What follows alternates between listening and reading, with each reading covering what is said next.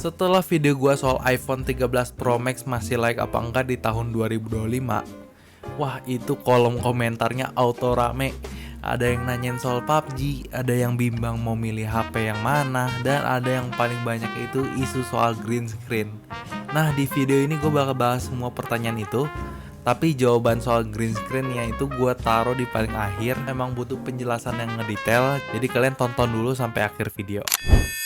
Oke, jadi ini semua pertanyaan asli dari kolom komentar gue ambil-ambilin. Nah, ada beberapa yang sama, jadi gue jadiin satu aja. Pertama, ini ada yang nanya, kalau settingan PUBG Smooth di 120 fps aman gak suhunya? Frame drop apa gimana? Nah, ini gue jawab langsung biar gak salah kaprah ya. PUBG Mobile itu sebenarnya mentok di 120 fps lewat settingan yang namanya Ultra Extreme. Tapi ini bukan untuk semua HP ya, settingan ini baru muncul di pembaruan tertentu dan biasanya cuma didukung sama HP flagship ke atas yang punya layar itu di 120 Hz. Buat HP kelas menengah dan sebagian besar HP lainnya, batas maksimalnya itu biasanya di 90 fps dan itu settingan ekstrim. Nah, praktisnya gini, settingan smooth ekstrim itu kan justru sering lebih stabil buat main. Apalagi kalau kalian main sampai 2 sampai dengan 4 match berturut-turut. Nah itu otomatis chipnya udah pasti bakal kepanasan duluan.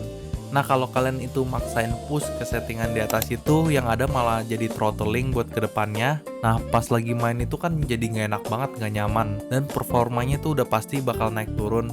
Masa kan gak lucu, tiba-tiba ada musuh di depan terus kalian malah gaya kodok nge-freeze gitu kan. Nah soal panas sama frame drop itu sebenarnya di semua HP mengalami hal yang sama ya. Main lama di settingan tinggi itu HP manapun pasti bakal anget, itu juga merupakan hal yang wajar.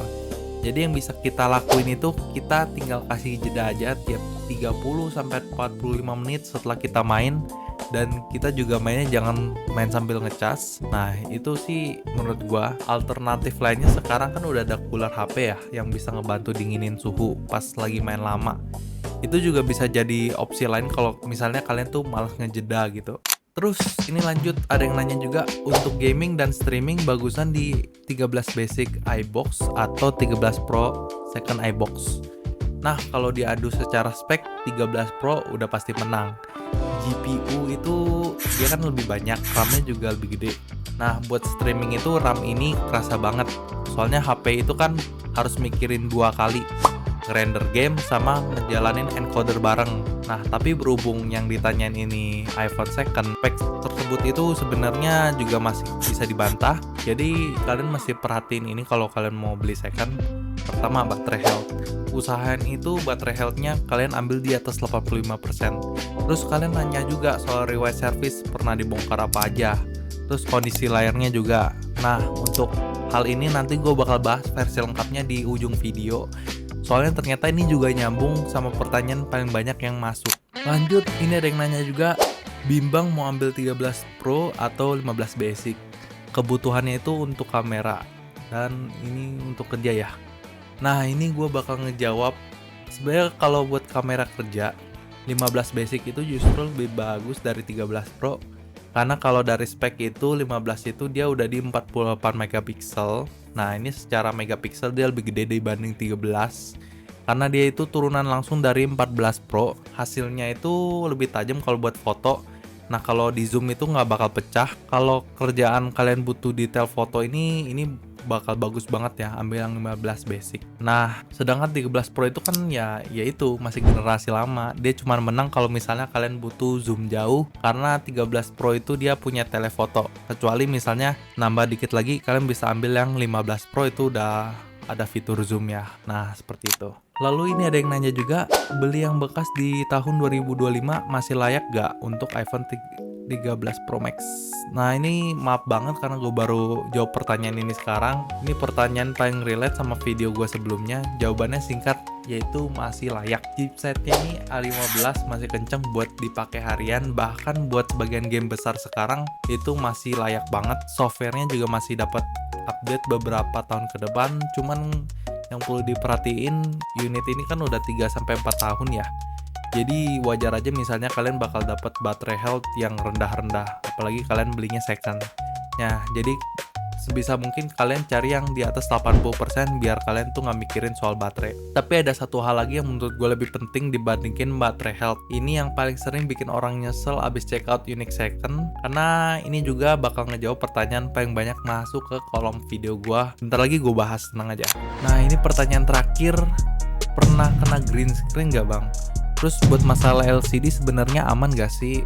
Aku maju mundur dulu karena isu ini. Nah, sebenarnya ini agak meresahkan ya. Akhirnya juga kita bakal ngebahas isu green screen. Sebenarnya kalau mau jujur, penyebabnya itu ada di IC layar yang lama-lama mengalami degradasi seiring waktu. Nah, ini tuh emang masalah dari pabriknya.